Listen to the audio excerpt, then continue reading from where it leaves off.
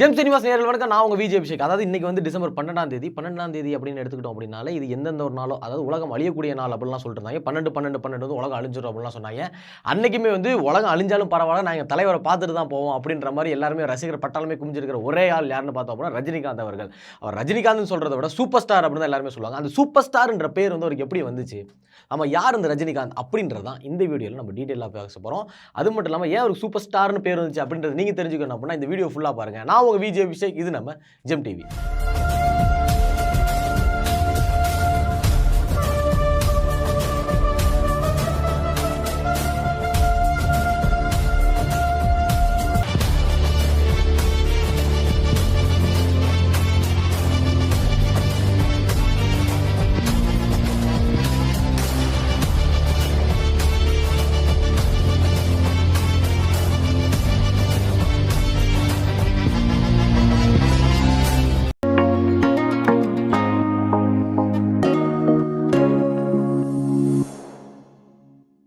அதாவது கிட்டத்தட்ட 55 வருஷமா வந்து ரஜினிகாந்த், அதாவது சூப்பர் ஸ்டார் அவர்கள் வந்து நம்ம தமிழ் சினிமாவில் வந்து புகழ்பெற்று பறந்துட்டு இருக்காரு அப்படின்னே சொல்லலாம். அது மட்டும் இல்லாமல் ஆரம்ப காலத்தில் சிவாஜி ராவா இருந்த ரஜினிகாந்த் இப்போ வந்து சூப்பர் ஸ்டார், தலைவர், மனித கடவுள் அப்படின்னு சொல்லி அவருக்கு இல்லாத பட்டமே இல்லை அப்படின்னே சொல்லலாம்.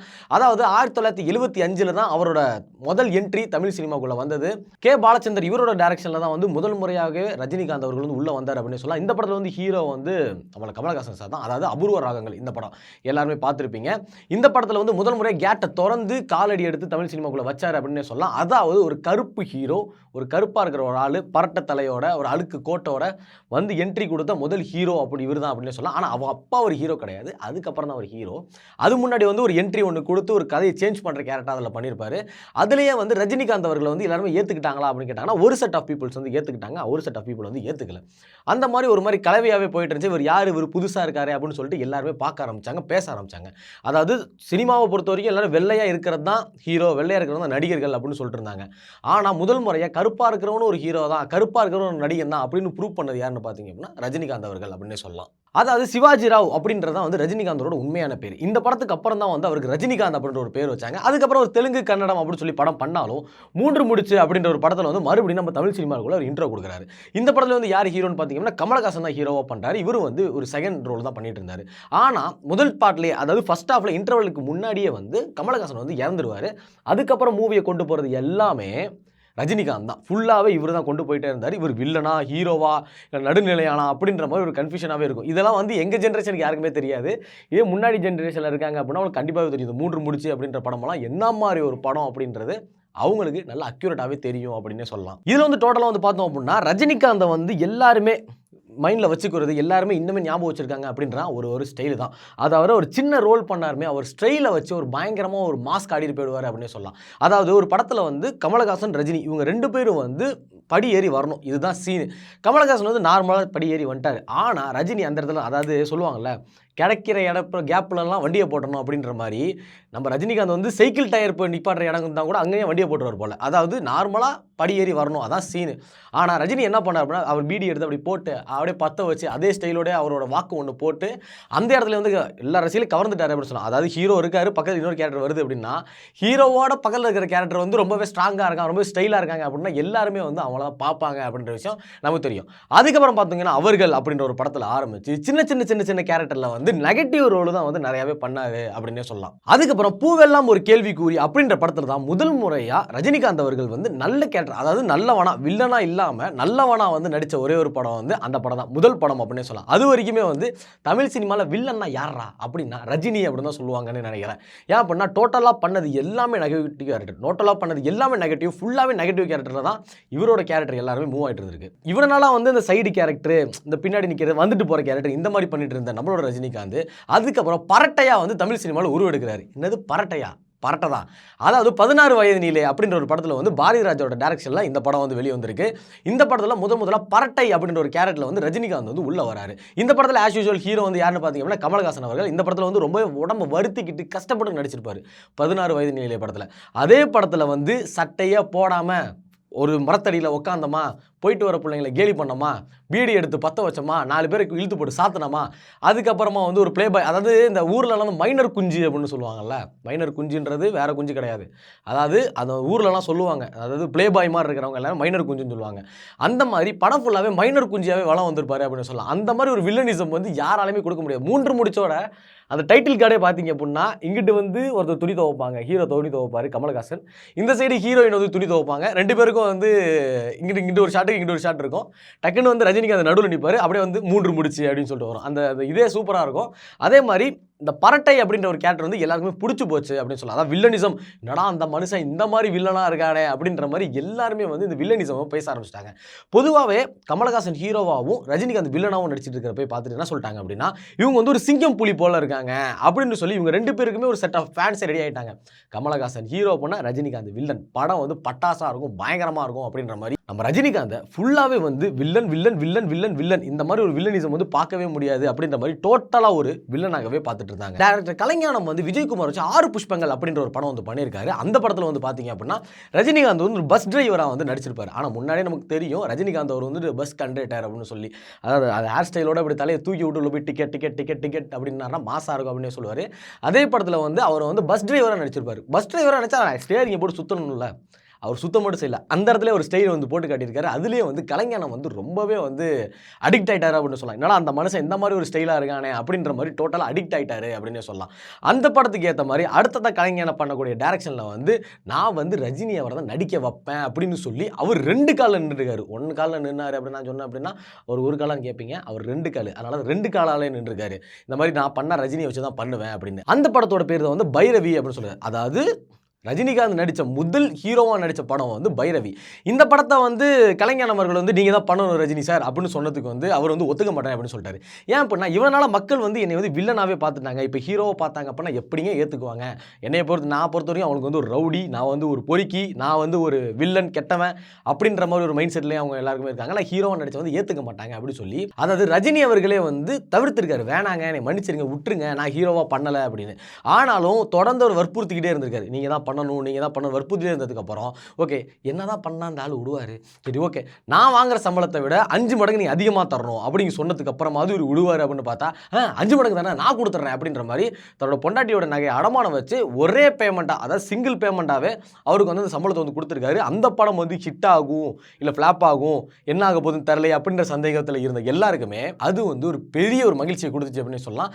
அதாவது பைரவி படம் வந்து ஒரு பயங்கரமான ஹிட்டு. அந்த ஒரு அவரோட ஹீரோ ஆக்ஷனாக இருக்கட்டும், ஒரு ஸ்டைலாக இருக்கட்டும், எல்லா மக்களுமே வந்து அவர் புகழ்ந்து பேச ஆரம்பிச்சிட்டாங்க அப்படின்னே சொல்லலாம். அதுக்கப்புறம் பார்த்தீங்க அப்படின்னா ரஜினிகாந்த் அவர்கள் வந்து சின்ன சின்ன படமாகவே ஒரு வருஷத்துக்கு கிட்டத்தட்ட 20 படம் வந்து நடிச்சிருக்காரு. அதாவது வந்துட்டு போகிற கேரக்டராக இருக்கட்டும், வில்லனாக இருக்கட்டும், பேசிட்டு போகிறதா இருக்கட்டும் அப்படின்ற மாதிரி 20 கேரக்டர் பண்ணியிருக்காரு. 20 படங்கள், அதாவது ஒரு வருஷத்தில் 20 படம் பண்ணுறது அப்படின்றது எவ்வளோ பெரிய விஷயம்ன்றது நமக்கு தெரியும். அதுக்கப்புறம் தான் வந்து கெட்ட பயசார் இந்த காளி அப்படின்ற மாதிரி ஒரு மாஸ் பேக்கேஜோட ஒரு படம் ஒன்று வந்திருக்கு. அதாவது முள்ளும் மலரும். இந்த படம் வந்து யாராலையுமே மறக்கவே முடியாது அப்படின்னே சொல்லலாம். அதாவது டேரக்டர் மகேந்திரன் அவரை பார்த்தீங்க அப்படின்னா இந்த முள்ளும் மலரும் அப்படின்ற ஒரு படத்தை வந்து எல்லாருமே எதிர்பார்த்துட்டு இருந்தாங்க. அதாவது ப்ரொடியூசர் சைடு மக்கள் யாருக்கும் தெரியாது. ஓகே முள்ளும் மலரும் இந்த படம் சூப்பராக இருக்குது, காளி கேரக்டர் யார் பண்ண போறா அப்படின்னு கேட்டதுக்கு எதுவுமே யோசிக்கல, ரஜினி சார் அப்படின்னு ஒரே அடி அடிச்சிட்டாரு அப்படின்னு சொல்ல. யாரு? ரஜினியா? அந்த கருப்பனா? அவனா? அவன் வில்ல மாதிரியில் இருப்பான், அவன் செட் ஆக மாட்டான் அப்படின்னு சொல்லி ப்ரொடியூசர் எல்லாருமே எதிர்த்தாலும் எனக்கு ரஜினி தான் வேணும் அப்படின்ற மாதிரி மகேந்திரன் ஸ்ட்ராங்காக நின்றுருக்காரு. அப்படி நின்னப்போ தான் அந்த முள்ளும் மலரும் அந்த காளின்னு சொன்னாலே உள்ளே வந்து ஒரு மாதிரி ஜாலியாகுது. அந்த காளி அந்த கேரக்டர் வந்து வெளியே வந்திருக்கு. அதுவும் வெளியே வந்து கிட்டத்தட்ட ஒரு பயங்கரமான கிட்ட கொடுத்துருக்கு அப்படின்னு சொல்லலாம். ஒரு பக்காவான மாஸ் பேக்கேஜ். அதாவது முள்ளும் மலரும் படத்தில் வந்து ஒரு பயங்கரமான கேரக்டர் காளி அப்படின்றது இன்னுமே வந்து அந்த கேரக்டர் வந்து நம்ம இவ்வளவு ஜாலியா பேசணும் அப்படின்னா அந்த அளவுக்கு ரஜினி சார் வந்து பயங்கரமா நடிச்சிருப்பாரு அப்படின்னே சொல்லலாம். அதுக்கப்புறம் பார்த்தோம் அப்படின்னா இப்படியே போயிட்டு இருந்த ரஜினியோட வாழ்க்கையில மறுபடியும் என்ட்ரி கொடுத்தவர் தான் கமல். அதாவது நினைத்தாலே இனிக்கும் அப்படின்ற படத்துல வந்து ரஜினி கமல் 2 பேருமே இணைஞ்சு வந்து ஒரு என்ட்ரியை கொடுத்துருக்காங்க. இந்த படத்துல வந்து பாத்தீங்க அப்படின்னா ரஜினி கமல் இவங்க 2 பேரும் வந்து பிளே பாய் ரோல் பண்ணியிருப்பாங்க. இதுல வந்து ரஜினிக்கு ஒரு பாட்டு ஒன்று இருக்குங்க, இது ஒரு நல்ல பாட்டு. என்ன பாட்டு அப்படின்னா எங்கேயும் எப்போதும் அப்படின்ற ஒரு பாட்டு. அதாவது கஷ்டப்பட்டு பெல்ட்டி அடித்து குட்டிக்காரன் அடித்து படுத்து நிமிந்து தலையில் நின்று நேராக நின்று குப்பரை நின்று அப்படின்ற மாதிரி எல்லா டைப்லையும் நின்று பொண்ணுங்களை கரெக்ட் பண்ணுறத கமல் என்னென்னமோ பண்ணியிருப்பார். ஆனால் ரஜினி ஒன்றுமே பண்ணியிருக்க மாட்டார். அவ்வளோதான். இதுலயே வந்து ஒட்டுமொத்தமா எல்லாருமே மயக்கிட்டாரு அப்படின்னே சொல்லலாம். அதாவது அவர் கிட்டாரை வச்சு 2, 3 ஸ்டெப்பு தான் போட்டாரு. அதுக்கே வந்து ஒட்டுமொத்த ஃபேன்ஸ் வந்து கமலா அப்படின்ற மாதிரி நேரா ரஜினிகிட்டே போயிட்டாங்க. இதுல வந்து கொஞ்சம் கமல் வந்து பொசசிவ் ஆயிட்டாருன்னு நினைக்கிறேன். என்னடா நான் கஷ்டப்பட்டு என்னென்னமோ பண்றேன், இந்த ஆளு ஒண்ணுமே பண்ண மாட்றான், நிற்கிறான், நடக்கிறான், சிரிக்கிறான், முடிய தூக்குறான், எல்லாரும் இப்படி விழுந்துடுறாங்களே அப்படின்னு சொல்லிட்டு அந்த இடத்துல வந்து கமல் முடிவு பண்றாரு, இனிமேல் ரஜினி கூட நம்ம படமே பண்ணக்கூடாது அப்படின்னு. 1975ல் ஆரம்பிச்சு நிறைய படங்கள் நடிச்சு அதுக்கப்புறமா இந்த ஒரு படத்துல வந்து வேணாம், இந்த காம்போவே வேணாம், எனக்கு நான் தனியா போய்க்கிறேன் அப்படின்னு சொல்லி அவர் தனி ட்ராக்ல போக, அப்புறம் இவர் தனி ட்ராக்ல போயிட்டாரு. ஆனாலும் ரஜினிக்கு வந்து ஒரு பெரிய ஃபேன்ஸ் பட்டாளமே ரெடி ஆயிருச்சு. கமலஹாசனுக்கு இந்த இடத்துல ஒரு பொறாமையா இல்ல வந்து அவரை மேம்படுத்திக்கிறதா நினைக்கிறாரா அப்படின்றது தெரியல. இந்த இடத்துல தான் கமல் ரஜினி அப்படின்ற ஒரு போர் வந்து ஸ்டார்ட் ஆகுது. 2 சைடு ஃபேன்ஸுக்கு வந்து அடிச்சுக்க ஆரம்பிச்சிட்டாங்க. அதுக்கப்புறம் கமல் வந்து கொஞ்சம் கண்டென்ட் ரிலேட்டடாக போக போக நங்கிட்டு வந்து நம்ம பார்த்தீங்க அப்படின்னா ரஜினிகாந்த் அவர்கள் வந்து கொஞ்சம் மசாலா படமாக போயிட்டார். மசாலா படம்லாம் அந்த படம் கிடையாது. அதாவது அப்போ மசாலா படம்ன்றது ஜாலியா அந்த மாதிரி மாசா அந்த பில்லா அந்த மாதிரிலாம் படம் இருக்குல்ல, அந்த மாதிரி படத்துக்கு போயிட்டாரு. அந்த டைமில் ரிலீஸ் ஆன படங்கள் தான், அந்த டைமில் வந்த படம் தான் அன்னை ஒரு ஆலயம், பில்லா, அன்புக்கு நான் அடிமை, அப்புறம் நான் போட்ட சவால் அப்படின்றது. அது மட்டும் இல்லாமல் இதில் ஒரு முக்கியமான விஷயம் என்ன அப்படின்னா அதாவது இதுக்கு முன்னாடி வந்து பைரவி படத்திலே வந்து கலைப்புலி தாமு எல்லாருக்கும் ஞாபகம் இருக்கும் அப்படின்னு நினைக்கிறேன். இப்போ ஒரு முக்கியமான ப்ரொடியூசர் அவர் வந்து இந்த படத்தோட ரிலீஸுக்கு வந்து பெரிய லெவலில் ஃப்ளெக்ஸ் வச்சு, அதாவது கட் அவுட் வச்சு சூப்பர் ஸ்டார் அப்படின்னு சொல்லி ஒரு பட்டம் கொடுக்குறாரு. The best, the great super star அப்படின்ற ஒரு பட்டம் கொடுக்குறாரு. ஆனால் ரஜினி வந்து என்ன சொல்லிட்டாரு அப்படின்னா, இல்லை வேணாம், இந்த இடத்துல எம்ஜிஆர் இருக்காரு, சிவாஜி எல்லாமே இருக்கிறப்ப எனக்கு இந்த பட்டம் வந்து நான் ஏற்றுக்கலை அப்படின்னு சொல்லியிருந்தாலும் அதுக்கப்புறம் அந்த சூப்பர் ஸ்டார் அப்படின்றது கொஞ்சம் அம்மியே இருந்துச்சு. ஏன்னா பைரவி படத்திலேயே ஒரு சூப்பர் ஸ்டார்னு லைட்டாக ஒரு சாயல் பூசியிருக்காங்க. ஆனால் அதை வந்து எந்த இடத்துலையுமே ஒரு பெருசாக சொல்லிக்கல. அதுக்கப்புறம் பார்த்தீங்கன்னா நான் போட்ட சவால் அப்படின்ற ஒரு படத்தில் தான் அவரோட இன்ட்ரோடக்ஷனே வந்து சூப்பர் ஸ்டார் ரஜினிகாந்த் அப்படின்னு வந்துச்சு. அதாவது நான் போட்ட சவால் இந்த படத்துக்கு அப்புறம் தான் சூப்பர் ஸ்டார் ரஜினிகாந்த் அப்படின்னு சொல்லி நம்ம எல்லாருமே இப்போ வரைக்கும் super star Rajinikanth, super star Rajinikanth, super star Rajinikanth சொல்லிட்டு இருக்கோம். இது எல்லாத்துக்குமே ஆரம்பிச்சது எது அப்படின்னா நான் போட்ட சவால் அப்படின்ற மாதிரி ஒரு பக்காவான மாஸ் ஆக்ஷன் ஃபிலிம் அப்படின்னே சொல்லலாம். அப்படி பக்காவான மாஸ் ஆக்ஷன் ஃபிலிம் பண்றது சூப்பர் ஸ்டார் அவர்களுக்கு நெக்ஸ்டா வந்த படம் தான் 6 முதல் 60 வரை. இந்த படத்துல வந்து 6ல இருந்து 60 வரை இருக்கிற எல்லா வயசுக்காரங்களும் வந்து இவருக்கு ஃபேன் ஆயிட்டாங்க அப்படின்னே சொல்லலாம். அதாவது 6ல இருந்து 60 வயசு எல்லா வயசுல இருக்கிற எல்லா கேட்டகரி ரோலுமே இவர் பண்ணியிருப்பாரு.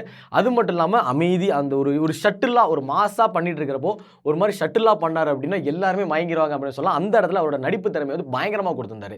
அதுக்கப்புறம் அந்த படம் தான் பில்லா. முதல் முறையாக இரட்டை வேடங்கள்ல நடிச்ச பில்லா படம் வந்து எல்லாருக்குமே பிடிச்சிருந்துச்சு.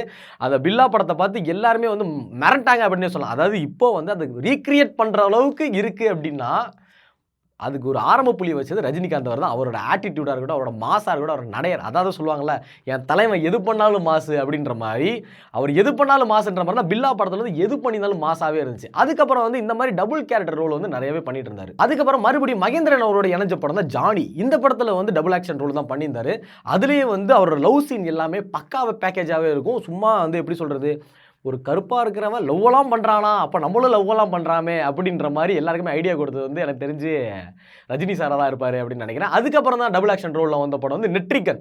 இந்த படத்தில் வந்து அப்பா புள்ள சண்டை, அதாவது அப்பா வந்து ஒரு பயங்கர பிளே பாயாக இருப்பார், பையன் வந்து ஒரு உத்தமனாக இருப்பார்.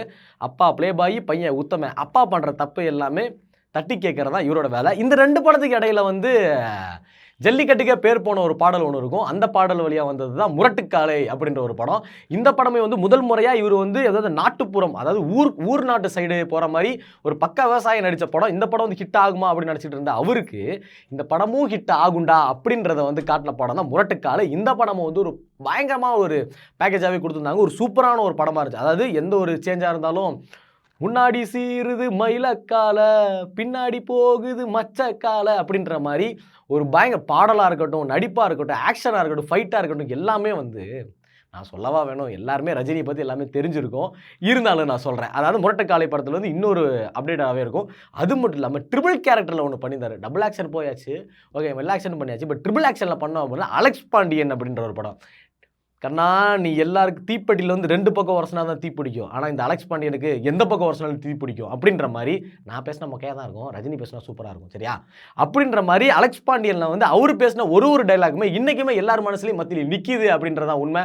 அது அலெக்ஸ் பாண்டியன் இப்போயுமே ஒரு படம் வந்துச்சு, அந்த படம் வந்து அந்தளவுக்கு ஈக்குவலாக இருந்துச்சான்னு தெரில. ஆனால் ஓகே, அலெக்ஸ் பாண்டியன் அவரை ரஜினியை அடிச்சுக்கிறதுக்கு பில்லா படமே வந்து ரஜினி சார் நடித்தா மட்டும்தான் நல்லாயிருக்கும், மீது யார் நடித்தாலும் நல்லா இருக்காது. அந்த மாதிரி ரஜினி சார் பண்ணுற படம் எல்லாமே ரஜினி சாரை தவிர வேறு யார் நடித்தாலும் நினச்சி பாருங்களேன், பா அப்படி மாதிரி தான் இருக்கும். இதே ரஜினி சார் நடித்தா பா அப்படி இருக்கும். இதுதான் வந்து ரஜினி சாருக்கும் மற்ற ஆக்டருக்கும் இருக்கிற டிஃப்ரெண்ட். அதாவது அவர் நடிக்க கூட வேணாம், வந்து நடந்து இப்படி முடிய ஆட்டினாலே போதும், அவ்வளோதான் எல்லாருமே வந்து மயங்கி விழுந்துருவாங்க அப்படின்னு சொல்லி அதான் சொல்லுவாங்கள்ல, என் தலைவன் காலை பார்த்தாலே நாங்கள் 6 மாதம் தூங்காமல் இருப்போம், தலைவனை முழுசாக பார்க்குறோம் எப்படி இருக்க போகிறோமா அப்படின்ற மாதிரி ஒரு சிலர்லாம் ரிவ்யூலாம் கொடுப்பாங்க. அப்படின்ற மாதிரி ரஜினிக்கு வந்து ஏகப்பட்ட ஃபேன்ஸ் பட்டாளம் இருக்காங்க அப்படின்னு சொல்லலாம். இப்போ அடுத்தது பார்ப்போம். ஒரு ஆக்ஷன் ஃபிலிம் நடிச்சாச்சு, அதுக்கப்புறம் வந்து ஒரு காமெடி ஃபிலிம் நடிச்சாச்சு, எல்லாமே நடிச்சாச்சு. ஆக்சுவலாக இவரோட கேரக்டர் தான் என்ன அப்படின்னு பார்த்தோம் அப்படின்னா, ஒரு பக்காவான இன்னசென்ட்டான ஆள். அதாவது தம்பிக்கு எந்த ஊர் அப்படின்ற ஒரு படத்தில் வந்து பயங்கரமான இன்னசென்ட்டாக இருப்பார். அவர் பெரிய கோடீஸ்வரன் அந்த படத்தில். ஆனால் வந்து அவங்க அப்பா சொன்ன ஒரு ஆர்டருக்காக ஒரு வருஷம் வந்து ஏழையாக நடிப்பார். அதாவது ஒரு ஏழையாக ஒரு வீட்டில் போய் வேலை பார்ப்பார். அந்த வீட்டில் வந்து ஒரு பயங்கரமான இன்னசென்ட்டாக நடிச்சிருப்பாரு. நீங்கள் இப்போ பார்த்தாலும் அந்த படத்தை பார்த்தா நீங்கள் சிரிப்பீங்க. அதுக்கப்புறம் வந்து படிக்காதவன் படமாக இருக்கட்டும், அந்த படத்தை வந்து பார்த்தீங்க அப்படின்னா கோட் ஷூட்லாம் போட்டு ஒரு காமெடியாக பண்ணியிருப்பாரு. அதுவுமே எல்லாருக்குமே சிரிக்க வைக்கும் அப்படின்னு சொல்லலாம். அதுக்கப்புறம் தான் வந்து கமலஹாசன் ஒரு கேரக்டர் ஒன்று இருந்ததில்ல, அவங்க மறுபடியும் என்ட்ரி கொடுத்ததுக்கு தான் நாயகன் மனிதன் இந்த 2 படமே ஒன்றா கிளாஸ் ஆச்சு. ஆனால் அதில் ஜெயிச்சது வந்து பார்த்தேன் அப்படின்னா மனிதன் இந்த படம் தான் வந்து ஜெயிச்சிச்சு. ஏன்னா ரஜினி கமல்னு எடுத்துக்கிட்டோம் அப்படின்னாலே கமலஹாசனை விட ரஜினிக்கு வந்து ஃபேன்ஸ் அதிகம் அப்படின்றதுனால அந்த மனிதன் படம் வந்து அந்த படத்தோட ஒரு பயங்கரமான ஹிட் கொடுத்துச்சு அப்படின்னே சொல்லலாம். அதாவது இந்த மனிதன் படம் ஹிட் ஆனதுக்கப்புறம் எல்லாரும் என்ன பேச ஆரம்பிச்சிட்டாங்க அப்படின்னா, அதாவது நாயகன் படத்தில் வந்து நாங்கள் வந்து அரசியல் பேசுகிறோம், அதாவது நாட்டு நடப்பை பேசுகிறோம், எங்கள் கமலஹாசன் வந்து மக்களுக்காக பேசுகிறாரு, ஆனால் ரஜினி வந்து வெறும் மசாலாவாக நடிக்கிறார் அப்படின்னு சொல்லி ஏகப்பட்ட விமர்சனங்கள் வந்து அந்த படத்து மேலே வச்சாங்க. அதெல்லாம் ரஜினி மேலேயும் வச்சாங்க. அதுக்கப்புறம் அட நீங்கள் பேசுகிறத பேசுங்களா அப்படின்ற மாதிரி மறுபடியும் டோட்டல் காமெடியான ஃபிலிமாக வந்ததுக்கப்புறம் தான் அந்த தில்லு முள்ளு அப்படின்ற படம், அந்த மீசையெல்லாம் தில்லு முள்ளு அப்படின்னு ஒரு பாட்டு கூட இருக்கும் அந்த படத்தில். அதாவது அந்த படம் வந்துச்சு. அதுக்கப்புறம் வந்து ஒரு காமெடி ஃபிலிம் பண்ணோம், மறுபடியும் ஒரு பக்காவான ஒரு படம் ஒன்று பண்ணணுமே அப்படின்ற மாதிரி வந்த படம் தான் ராஜாதி ராஜா. இந்த படம் வந்து எல்லாருக்குமே ஞாபகம் இருக்கும் அப்படின்னு நினைக்கிறேன்.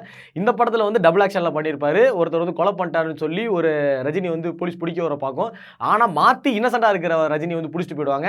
அதுக்கப்புறம் பார்த்தோம் அப்படின்னா அதுக்கப்புறம் அவர் எப்படி காப்பாற்றுறாங்க, என்ன பண்ணுறாங்க, எங்கே போகிறாங்க அப்படின்றத வந்து டோட்டல் கதை. ஒரு ராஜாதி ராஜா வந்து ஒரு எல்லாருமே சேஞ்ச் பண்ணக்கூடிய ஒரு பயங்கரமான படமாகவே இருக்கும். அதான் ரஜினி படமாக எடுத்து பார்த்தோம் அப்படின்னா இந்த மாதிரி படம்லாம் ரஜினி பண்ணியிருக்காரா அப்படின்ற மாதிரி. அதாவது இப்போ மாசா பார்க்குறோம், மாசா நடந்து வராரு, மாசா சிரிக்கிறாரு, மாசா பேசுறாரு அப்படின்றப்போ அப்போ நடிச்சுக்கிட்டு இருந்த ரஜினிகாந்த் அவர்களை பார்த்தோம் அப்படின்னா எல்லாம் பிளாஸ்ட் ஆகிடும் அப்படின்னு சொல்லலாம். அந்த அளவுக்கு அவரோட நடிப்பு திறமை வந்து பயங்கரமாக இருக்கும். அதுக்கப்புறமா கண்டினியூஸாக வந்த படம் தான் மாப்பிள்ளை மன்னன் படையப்பா. இந்த மாப்பிள்ளை படத்தில் வந்து பார்த்தோம் அப்படின்னா திமுரு பிடிச்ச மாமியார் அடக்கிற ஒரு மாப்பிள்ளையாகவும், படையப்பா படத்தில் வந்து பார்த்தீங்க அப்படின்னா அதாவது நம்ம லவ் பண்ணக்கூடிய ஒன் சைடு காதலியை வந்து மிரட்டுற ஒரு படையப்பாகவும், மனிதன் படத்தில் ஒரு பேர் தரல, மனிதன் படத்தில் வந்து பார்ப்போம்னா அகமாகம் பிடிச்ச பொண்டாட்டியை அடக்கிற ஒரு புருஷனாகவும் சூப்பராகவே நடிச்சிருப்பாரு. அந்த டைம் லைனில் வந்து பார்த்தீங்க அப்படின்னா டோட்டலாக வந்து இந்த ஆண் ஆதிக்கம் அப்படின்னு சொல்லுவாங்கள்ல, அதாவது மாஸ் அப்படின்ற மாதிரி டோட்டலாக வந்து ஆணாதிக்க சம்மந்தமாகவே ரஜினி அவர்கள் படம் நடிச்சிட்டு இருந்தார். அப்போயும் வந்து அடித்தாங்க ரஜினியை. அதாவது இவர் வந்து ஆணாதிக்கம் வந்து இது பேசுகிறாரு, இவர் வந்து பெண்களை வந்து இது பண்ணுறாரு அப்படின்ற மாதிரி ஆணாதிக்கம் வந்து பேசிகிட்டு இருக்காரு அப்படின்னு சொல்லி அந்த மாதிரி கொண்டு போயிட்டு இருந்தாங்க. என்னென்ன பிரச்சனை தானே கொடுப்பீங்க, ஒரு வளர்ந்தாலே ஒருத்தருக்கு வந்து பிரச்சனை கொடுக்க வந்து சகஜம் தான். அது இப்போ தான் பண்ணுறாங்கன்னு பார்த்தா அப்போவே பண்ணியிருக்காங்க. அதான் கொஞ்சம் மோசமான ஒரு சூழ்நிலை இருந்திருக்கு. தமிழ் சினிமா எப்போவுமே மோசமான சூழ்நிலை தான் இருக்குது. அப்படின்ற மாதிரி ஆணாதிக்கம் பேசுறாருன்னு சொல்லி அப்போவே ஒரு போட்டு அடி நடிச்சிருக்காங்க. இப்படி ஆணாதிக்கம் பேசிட்டு இருக்காரு அப்படின்னு சொல்லி அந்த ஒரு ஸ்டேட்மெண்ட்டில் வச்சிருந்தவங்க எல்லாத்தையும் திருப்பி மாற்ற வந்தவர் தான் மணிரத்னம். அதாவது ரொம்ப நாளுக்கு அப்புறம் கம்பேக் கொடுத்த தளபதி படம். இந்த படத்தில் அவர் ஸ்டைலை தாண்டி இந்த படத்தில் பெருசாக ஸ்டைலே இருக்காது, அவர் நடிப்பு தான் பயங்கரமாக இருக்கும். அதாவது அந்த சூர்யா அப்படின்ற ஒரு கேரக்டர் வந்து ஒரு சூரியனையே மிஞ்சின ஒரு நடிப்பை வந்து அது காட்டியிருக்கோம். அதாவது சூரியன்னா அவ்வளோ ஒளி இருக்கும்ல, அந்த ஒளியவே வந்து இவரோட நடிப்பை வந்து தூக்கி சாப்பிட்ருக்கோம் அப்படின்னு சொல்லலாம். அதே டைமில் தான் குணா படமும் வந்துச்சு. குணா தளபதி ரெண்டுத்துக்குமே கிளாஷ். இந்த கிளாஸில் வந்து ஜெயிச்சது யார்? தளபதி. அதாவது 2 தடவை கிளாஸ் விட்டதுக்கு அப்புறமும் சூப்பர் ஸ்டார் தான் ஜெயிச்சிருக்காரு. அதுக்கப்புறம் தான் இவங்க கிளாஸ் வந்து மறந்துருப்பாங்க அப்படின்னு நினைக்கிறேன். குணா படமும் நல்ல படம் தான், ஆனால் வந்து யாரு கூட மோதுறதுன்னு இருக்குல்ல அப்படின்ற மாதிரி குணா நல்ல படத்தை வந்து நம்ம தளபதி கூட மோதுறதுனால தளபதி படம் வந்து சூப்பராக ஹிட் ஆயிடுச்சு. தளபதினா விஜய் கிடையாது, ரஜினியோட தளபதி படம். அந்த படத்தில் வந்து ஹிட் ஆயிடுச்சு. அதுக்கப்புறமா கம்பேக் ஹிட்ஸ், அதான் 1992 வந்த படம் தான் அண்ணாமலை. இந்த படம் வந்து ஒரு மாதிரி ஒரு எப்படி சொல்கிறது, ஒரு ஒரு அவ்வளோதான், இது சொல்கிறதுக்கு வார்த்தையே இல்லை அப்படின்ற மாதிரி அண்ணாமலை படம் வந்து இன்னுமே எல்லோரும் நின்று பேசக்கூடிய படங்கள் அப்படின்ற மாதிரி ஏகப்பட்ட படங்கள் வந்திருக்கு. அதுக்கப்புறம் அந்த படம் வந்து பாஷா. இந்த படம் வந்து டோட்டலாக வந்து டான் மாதிரி படம். அதாவது அந்த டிரான்ஸ்ஃபர்மேஷன்லாம் வந்து இன்னும் நம்மளால் மறக்கவே முடியாது அப்படின்னு சொல்லலாம். டோட்டலாக பாஷா அப்படின்னு எடுத்துக்கிட்டோம் அப்படின்னாலே இப்போவுமே ரீரிலீஸ் போனோம் அப்படின்னா எல்லாருமே கதறுவோம். அந்த மாதிரி தான் இருக்கும் பாஷா படம். அதுக்கப்புறம் பாஷாவுக்கு அப்புறம் ஒரு டோட்டல் டானை நடிச்சிட்டு இருந்தவர் தான் வேலைக்காரனா மாறின படம் தான் முத்து. அதாவது KS ரவிக்குமார் வந்து இவருக்கு ஒரு என்ட்ரியை கொடுத்தாரு அப்படின்னு சொல்லலாம். முத்து படம் வந்து இன்னுமே வந்து எப்படி சொல்கிறது அப்படின்னா, முத்து அப்படின்னு நம்ம எடுத்துட்டோம்னாலே அந்த படம் வந்து டிவி சேனலில் போடுவாங்க. பார்த்தோன்னா அப்படியே நம்ம உட்காந்துருப்பேன். நான் வந்து சின்ன பிள்ளையிலேருந்து சரி, இப்பயும் சரி, முத்து படம் போட்டாங்கன்னா அப்படியே கையை கட்டிட்டு உட்காந்துருப்பேன். அந்த பாட்டு வரிகள், கையில் கொஞ்சம் காசு இருந்தா அப்படின்ற ஒரு பாட்டுலாம் வரும்ல, அந்த பாட்டு எல்லாமே சூப்பராகவே இருக்கும் அப்படின்னு சொல்லலாம். முத்து படத்துக்கு அப்புறம் மறுபடியும் அவரோட கை கோர்த்து எடுத்த படம் தான் படையப்பா ரீரிலீஸு. படையப்பா படமும் வந்து அதாவது எப்போ பார்த்தாலும் சலிக்காத படம் அப்படின்னு சொல்லலாம். படையப்பா படம் வந்து எந்த ரைட்ஸுமே கொடுக்காம மறுபடியும் தியேட்டர் ரைட்ஸ்க்கு எடுத்திருக்காங்க. அது மட்டும் இல்லாமல் இப்போ ரஜினிகாந்த் அப்படின்னு எடுத்துக்கிட்டோம் அப்படின்னால இவருக்கு வந்து ஒரு 2 பேர் இருக்காங்க. அதாவது பாட்டுலேயே வந்து என் தலைவனை நான் பூஸ்ட் பண்ணுவேன்டா அப்படின்ற மாதிரி 2 பேர் இருப்பாங்க. அதில் ஒருத்தர் தான் வாசுதேவன், இன்னொருத்தர் வந்து எஸ்பிபி. வாசுதேவன் எடுத்துக்கிட்டோம்னா ஆசை 100 வகை வாழ்வில் 100 சுரை வா அப்படின்ற மாதிரி ஒரு வைபான சாங்கும், அது மட்டுமே எஸ்பிபி எடுத்துக்கிட்டோம் அப்படின்னா, அதாவது ஒரு ரஜினி படம் எடுத்துக்கிட்டோம் அப்படின்னா எஸ்பிபி பாட்டு இல்லை அப்படின்னா தெய்வ குத்தம். ஐயோ பாட்டு வந்து எஸ்பிபி பாடலைன்னா அவ்வளோதான், அந்த படம் ஓடாது அப்படின்ற மாதிரி ஃபேன்ஸுக்கு எல்லாருமே செட் ஆயிடுச்சு. அப்படி வந்து ரிஜிஸ்டர் பண்ண படம் தான் பில்லா. மை நேம் இஸ் பில்லா, வாழ்க்கை எல்லா அப்படின்ற மாதிரி அந்த பாட்டு வந்துருக்குல்ல, அந்த படம் வந்து டோட்டலாக மாறிச்சு அப்படின்னு சொல்லலாம். அதுக்கப்புறம் வந்து அருணாச்சலம் அப்படின்ற ஒரு படம் வந்து அப்படி ஹிட்டாக கொடுத்துட்டு இருக்கிறப்ப தான் எப்படி ஒருத்தன் மேலேயே போனால் கீழே சறுக்கணும்ல அப்படின்ற மாதிரி தன் வாழ்க்கையை அழிச்சிக்கிட்ட படம் தான் பாபா. அதாவது இவரோட டைரக்ஷனில் ஆன்மீக ரிலேட்டடாக வந்து ஒரு படம் ஒன்று எடுத்தார், பாபா அப்படின்ற ஒரு படம். இந்த படத்தில் வந்து பார்த்தோம் அப்படின்னா பெருசாக வந்து இந்த படம் வந்து யாருக்குமே கை கொடுக்கல அப்படின்னு சொல்லலாம். ஏன்னா யாருக்குமே இது பிடிக்கல, தேட்டரில் உட்காந்து எல்லாருமே வெளியே ஓடி வந்துட்டாங்க அப்படின்னு சொல்லலாம். அந்த மாதிரி பாபா படம் வந்து பொதுவாக யாருக்கும் பிடிக்கல. ஐயோ என்ன இப்படி நடந்துருச்சு அப்படின்னு சொல்லி ரஜினியே வந்து ஃபீல் பண்ணியிருக்காரு, ஏன்டா பாபா எடுத்தோம் அப்படின்ற மாதிரி. அந்த படம் வந்து ஒரு பயங்கரமான ஃப்ளாப் ஆயிருக்கு. அதுக்கப்புறம் வந்து இந்த ஃப்ளாப் ஆன படத்துக்கு அப்புறம் எல்லாரும் என்ன கழுவி ஊத்துறீங்க இந்த வரண்டா அப்படின்னு சொல்லி வேட்டையனா வந்த படம் தான் சந்திரமுகி. அதாவது சந்திரமுகி படம் கிட்டத்தட்ட வந்து சென்னையில் வந்து ஒரு தியேட்டரில் 800 நாள் ஓடிச்சு, 7 தியேட்டரில் 1 வருஷம் ஓடிச்சு. சந்திரமுகி வந்து யாராலையும் மறக்கவே முடியாது அப்படின்னு சொல்லலாம்.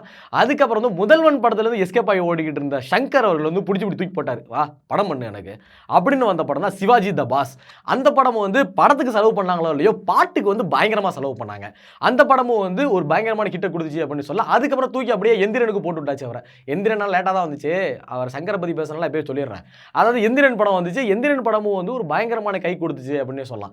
அதுக்கப்புறம் வந்து நம்ம படம் அதாவது அவருக்கு வந்து காளியா இருக்கட்டும், கபாலியா இருக்கட்டும், காளியே வரலையா சாரி கபாலியா இருக்கட்டும், காலாவை தான்.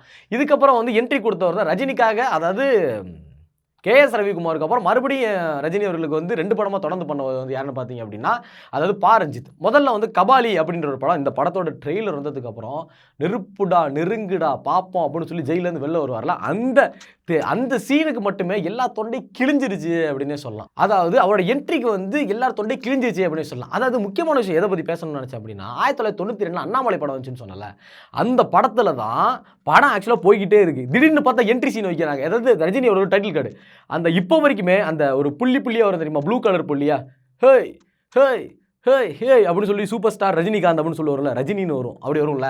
அது வந்து முதல்ல அண்ணாமலை படத்தில் தான் அதை வந்து வச்சாங்க. ஓகேவா, அண்ணாமலை படத்தில் வச்சதுக்கு அதாவது அதுக்கு மியூசிக் போட்டது யாருன்னு பார்த்தீங்கன்னா தேவா. அவர் தான் வந்து மியூசிக் போட்டார். இன்னும் வரைக்குமே அனிருத் காலத்துலேயும் சரி அந்த பிஜிஎம் தான் இன்னமே ஓடிக்கிட்டு இருக்கு அப்படின்னு சொல்லலாம். அதாவது இப்போ வந்து நம்ம கபாலி படத்தை பற்றி பேசிட்டு இருந்தோம்ல, கபாலி படத்துக்கு வந்து பெரிய ஃபேன்ஸ் பட்டாலுமே வந்தாங்க. அதுக்கப்புறமா வந்து கபாலி படத்தை தொடர்ந்து வந்து காலா படம் எடுத்தார். அதாவது முதல்ல வந்து பெண்ணாதிக்கம் பேசுகிறாரு அப்படின்னு சொல்லிட்டு இருந்தாங்கல்ல, அதை வந்து உடச்சவர் வந்து பா ரஞ்சித் அப்படின்னு சொல்லலாம். அதாவது பெண்களுக்காக கொஞ்சம் சப்போர்ட் பண்ணி பேசப்பட்ட படம் காலா, சாரி கபாலினே வருது எனக்கு. பெண்களுக்காக கொஞ்சம் சப்போர்ட் பண்ண எடுத்த படம் வந்து காலா. அதில் வந்து நிறைய டயலாக் இருக்கும். அதாவது பெண்ணை மதிங்க, பெண்ணுக்கு உதவி பண்ணுங்க, பெண்களுக்கு உதவி பண்ணுங்க அப்படின்னு சொல்லி ஒரு ஒரு அவுரா காந்தா இருந்த எல்லாரையுமே வந்து அவர் மாற்றிருக்காரு அப்படின்னே சொல்லலாம். அதுக்கப்புறம் ஸ்மூத்தாக போயிட்டு இருந்த ரஜினியோட வாழ்க்கையில் வந்து ஒரு ஃபேன் பாய் கார்த்திக் சுப்பராஜ். இவர் எடுத்த பேட்டை படம் வந்து இன்ன வரைக்குமே பேசக்கூடிய ஒரு இடமா இருக்கும். என்ன குழந்தை இந்த ஆட்டம் போதுமா அப்படின்ற மாதிரி, அந்த ஆட்டம் எனக்கு பத்தாது அப்படின்னு சொல்கிற அளவுக்குமே அந்த படம் வந்து சூப்பராக இருந்தது. அதுக்கப்புறம் வந்து பார்த்தோன்னா தர்பார் படம் வந்து முருகதாஸ் அவரோட டைரக்ஷனில் வந்துச்சு. இந்த படம் வந்து பெருசாக ஓடலை அப்படின்னு தான் சொல்லலாம். அதுக்கப்புறம் வந்து பெண்கள், அதாவது பெண்கள்னே வருது எனக்கு, அதாவது தங்கைகளுக்காக எடுத்த படம் தான் அண்ணாத்தை. இந்த படம் வந்து பெருசாக யாருக்குமே பிடிக்கலைனாலும் எனக்கு அந்த படம் பர்சனலாக பிடிக்கும். அதாவது கொஞ்சம் எமோஷ்னலாக சூப்பராகவே இருக்கும். ரஜினி அதில் நல்லாவே நடிச்சிருப்பாரு அப்படின்னே சொல்லலாம். அதுக்கப்புறமா வந்து ஒரு ஜெயில் கைதியை கண்ட்ரோல் பண்ணுற ஒரு ஜெயிலராக வந்தார். அதுக்கப்புறமா கிரிக்கெட் மேன்ஸ்க்கு எல்லாருக்குமே வந்து ஒரு கோச்சராக இருக்கிற லால் சலாம்ல வந்து என்ட்ரி கொடுத்தாரு. அதுக்கப்புறம் வேட்டையாடக்கூடிய வேட்டையனா உள்ள வந்து, அதுக்கப்புறம் வந்து கூலி அப்படின்னு சொல்லி கூலி வேலை பார்க்குற கூலியாக அபதரிச்சு அப்புறம் ஜெயிலர் 2க்கு இப்போ வந்து நிற்கிறாரு. ஜெயிலர் 2ல் வந்து என்னவா அபதரிக்கிறாருன்னு எனக்கு தெரியலை. அதுக்கப்புறம் வந்து 173 அதாவது தலைவரோட இறுதி படமாகிற 173 இது வந்து யார் டைரக்ஷன் பண்ண போகிறான்ற ஐடியா இன்னும் யாருக்கும் பெருசாக வரல. அதாவது ஒருத்தர் லோகேஷ் கனகராஜ் சொல்லியிருந்தாங்க, அவர் வேணான்னு சொல்லி மாறிட்டாரு. அப்புறமா சுந்தர் சியை சொன்னாங்க, அவரும் வேணான்னு சொல்லிட்டாரு. இப்போ வந்து யார் பண்ண போகிறா அப்படின்ற ஒரு கன்ஃபியூஷன் இருக்குது. அது மட்டும் இல்லாமல் இது ஒரு முக்கியமான ட்விஸ்ட் என்ன தெரியுமா? ஆரம்பத்தில் யாரோட காம்போவில் இருந்தாரோ அவரோட தான் இப்போ இருக்க போகிறாரு. அதான் ரஜினி கமல் இந்த காம்போ தான் வந்து 73ல் வரப்போகுது. எப்படி இருக்குது அப்படின்றத வந்து நம்ம பொறுத்திருந்து பார்ப்போம். அதனால் இன்றைக்கி வந்து பெருசாக வந்து நான் சொல்லக்கூடிய விஷயம் என்ன அப்படின்னா, அவர் சூப்பர் ஸ்டார்னு கிடச்ச பட்டம் வந்து எதுக்காக அப்படின்றது தான் இன்றைக்கி இந்த டாப்பிக்கில் எடுக்க வந்தது. ஆனால் வந்து ரஜினியை பற்றி பேசினா நான் பேசிக்கிட்டே போயிடுவேன். அதனால் கொஞ்சம் இப்போ இருக்கிற காலகட்டம் வரையும் வந்துட்டோம். அது மட்டும் இல்லாமல் என்றைக்குமே வந்து ரஜினி ரிட்டையரே ஆனாலும் அவரோட மாஸ் என்னையுமே குறையாது. வி லவ் யூ தலைவா, ஹாப்பி பர்த்டே ரஜினி சார். அந்த சூப்பர் ஸ்டார் ரஜினி சார் அப்படி தான் சொல்லணும். தலைவா, தலைவர், வாழும் தளபதி, வாழும் கடவுள் அப்படின்ற மாதிரி ஏகப்பட்ட பேர் அவருக்கு இருக்குது. அது மட்டும் இல்லாமல் இந்த ஜெம் சினிமாஸில் வந்து இன்றைக்கி நம்ம பார்த்த எதுக்காக அவருக்கு சூப்பர் ஸ்டார்னு பேர் வச்சாங்க அப்படின்ற வீடியோ வந்து உங்களுக்கு பிடிக்கும் அப்படின்னு நினைக்கிறேன். இந்த மாதிரியான இன்ஃபர்மேஷன், இந்த மாதிரியான டீட்டெயிலாக நீங்கள் தெரிஞ்சுக்கணும் அப்படின்னா ஜெம் சினிமாஸை சப்ஸ்கிரைப் பண்ணுங்கள்.